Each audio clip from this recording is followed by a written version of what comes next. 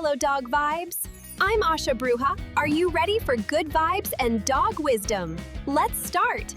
Alam nyo ba, minsan mas masaya ang buhay kapag natutuwa ka sa simpleng bagay, katulad ng bagong chew toy o belly rub. Ang aso, kahit anong mangyari, loyal sa'yo. Kaya tandaan, ang totoong kaibigan, hindi ka iiwan. Hindi dapat puro trabaho lang. Dapat may laro rin araw-araw, kasi doon mo nararamdaman ang tunas na saya. We dogs forgive quickly.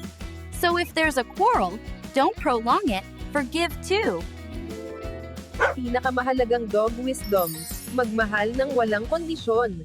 Yan ang secret sa good vibes forever.